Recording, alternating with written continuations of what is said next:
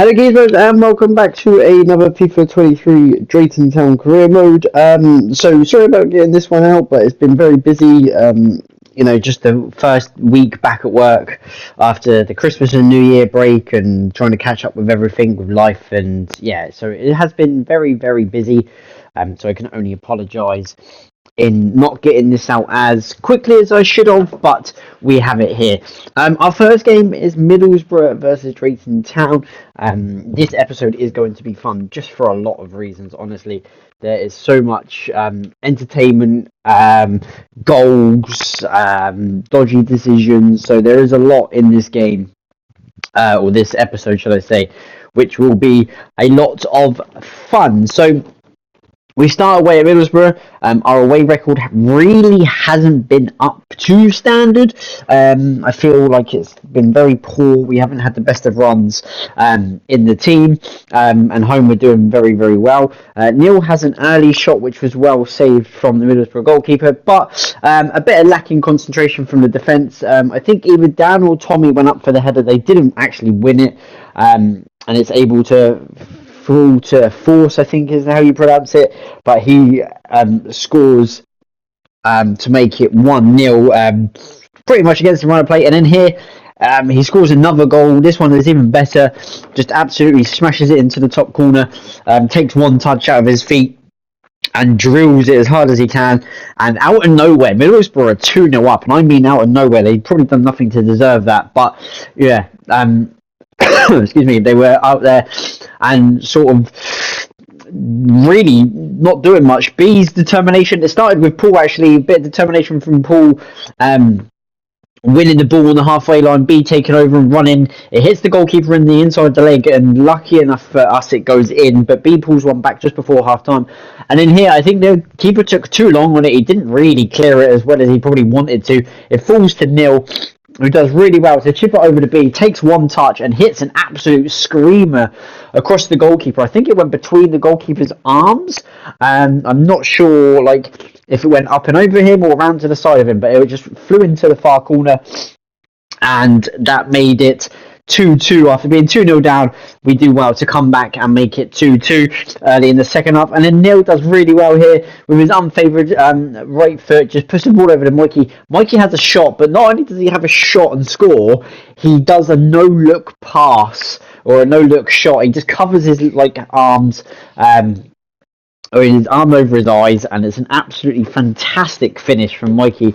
And for the first time today, we are in the lead, but straight from kickoff we give it away twice there, and then Hope comes through and low drive into the bottom corner. Really piss poor from us, because you do well to come from behind to lead and then just concede straight away as soon as you do that. So it's really poor from us.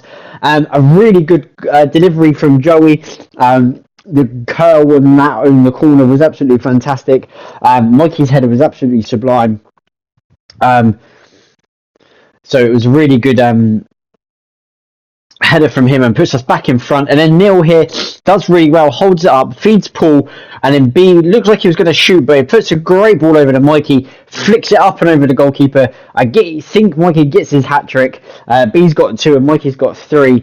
But what a game, 8 goals in one in our first episode, 5-3, really dominating away from Middlesbrough. And then Middlesbrough have another chance here. McGree does well, we tried to force it through, but we just hold on to the ball way too long, and it's into Hope, and he scores again to make it 5-4. But yeah, we're just holding on to the ball too long. We need to move the ball quicker, pass it quicker, and yeah, just really get that ball going up the other end of the pitch, especially when we have it in defence. But we win 5-4, so 9 goals in the first game. What an effort. What a long way to travel as for us as well, being on the south coast, to travel all that way. Absolutely fantastic result. Defensively, probably bad. We don't really want to concede 4 goals, but I guess if you score more than the opposition, you win the game, so it's not too bad. Our next game is Swansea at home. As I said earlier, we've been doing really well at home. I don't think we've lost at home. We are doing really well, but it took until really late in the second half to have a chance. Dan's with the header, it was up and over the bar, but it was a glorious chance. I expected Dan to score that, but it ended 0-0. we didn't really get much of the green. Swansea are a possession-based team. They passed the ball a lot. They did keep the ball really well and didn't actually threaten us in that respect. But we actually only had one chance, which was the Dan chance. That was it. And yeah, it just ended 0-0. It was really, really poor game, really. So yeah, we move on. I'm just going to show you the stats. Dan's one miss is the highlight of the whole game there. So yeah, not great. But I guess more importantly, it is a clean sheet for us. You know, need to keep these clean sheets. We need to be doing, I guess, better. But look, 5 and 4 shots, and Dan was the clearest shot, so it shows how bad it was. Crystal Palace next away. Crystal Palace are a team that have only lost, I think. I'm not sure if they've lost yet or if they lost later in the episode, but I think they're unbeaten at this time. They're a fantastic team, really good at moving the ball. They've got some amazing players in this team, and I kid you not, some of these players are still Premier League quality playing in the Championship. So, yeah, Palace are very, very good. I remember coming here, I think it was last year, but a load of controversy, but what a shot that is from Mateo. Or Mateo, however you say it, but yeah, what a finish that is. Hit it on the volley, up and over Ian, and it's another goal. And again, it's an away goal that we conceded. We just conceded a lot of away goals. The only chance that we had was through me. It was straight at the goalkeeper. Couldn't get the rebound. It falls to 0 and it just gets it clear. But yeah, just not really getting sort of the luck of away games at the moment. And in here, Elise, just going to score that, and he is just too good for this league. I don't know why he probably stayed at Palace. I'm surprised. Like, in realistic, people would have snapped him up to go back to the Premier League. But yeah, he stays there. I go in for a challenge. It hits the bar or the post, and it rolls across the line, and someone's there for Palace to tap it in and make it 3-0. And what's more frustrating about that is that that's the luck that you need in the game, because it just rolls across the goal. And it goes in, and then again they hit the bar this time, and Elise's there again to score. So not only are they getting the luck of hitting the bar and it bounces back to them, but yeah, it's just getting very, very hard to, I guess, play against. But yeah, we need a lot of changes going forward. Our next game is Gillingham at home in the cup, so hopefully a chance to bounce back, keep this impressive home form going. Gillingham are, I believe, either League 1 or 2 in this, so you would expect a lot of goals from us, but we shall see how it goes. And we do get an early start. Dave scoring again in the Carabao Cup. He's done that every season that we've played. Did it in League 2, done it in League 1, now he's done it in the Championship and scored in the Carabao Cup, so loves this competition. Gillingham actually equalised with a really smart goal. I don't think Alfie could have seen that, because I think Robbie was in the way, and he used him to curl it up and round him. But it was a very, very good finish from Gillingham, and out of nowhere, Gillingham are back level. But from another corner, this time it's more deeper, and then Robbie's there to head in, and I'm not sure if that's Robbie's first goal for Drayton or that was his second or whatever, but Robbie's actually finally scored, I believe.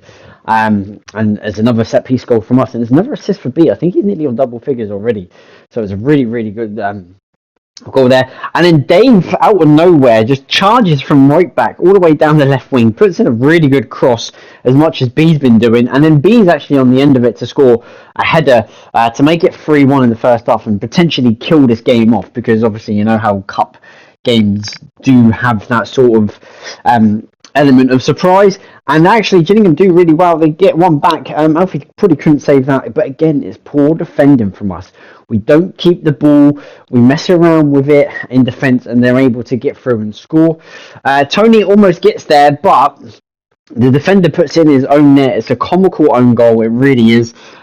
You'd be fuming if it was you passing back to your goalkeeper and your keeper didn't do nothing. But we now go 4-2 up in the first half, so a lot of goals being scored in this game. It's quite funny. So it's like 6 goals in here, and then Gillingham actually make it 4-3. It's a really good finish. Gillingham's finishing has been very, very good at this game, so I wonder how good they are finishing it in like normal. But we do go up the other end and kill the game off. Mikey coming on really needs to generally kill this game off. but Mikey comes on and scores, as he always does. So Mikey comes on and gets a goal in the cup, and that is how it finishes. So again, a high-scoring game, 8 goals in the game, so don't really mind that. But yeah, it's a really, really good cup game, and we're through to the next round. But now we have to play Blackburn. Blackburn are a very, very good championship side. They do pass the ball very well. They've got some very, very good players in there. We almost go 1-0 up through Neil, who hits the bar, but as I was saying, that luck against Crystal Palace, it needs to fall to one of your players. It did fall to one of our players. It fell to Mikey, who's able to head into an empty net, and we're able to go in front, and then straight from kickoff, like Middlesbrough did to us, we win the ball back from Mikey, puts an absolutely delicious ball through to Neil, takes a touch, rolls it in front of him and smashes it into the top corner, and we are 2-0 up nice and early here. 14 minutes played, 2-0 up. Blackburn have made the long trip all the way down to the south coast, finding themselves 2-0 down after 15 minutes and probably thinking about going home. But 5 minutes later, they had a chance themselves. Pickering into Vale here, as poor defender from us allows him to get there. Bradley Dack scoring. You can't give Bradley Dack that quality, all that time and space to pick where he wants to hit it, because it's just a fantastic finish from his point of view, and gets Blackburn back in the game. But out of nowhere, we sealed the game, I would like to say.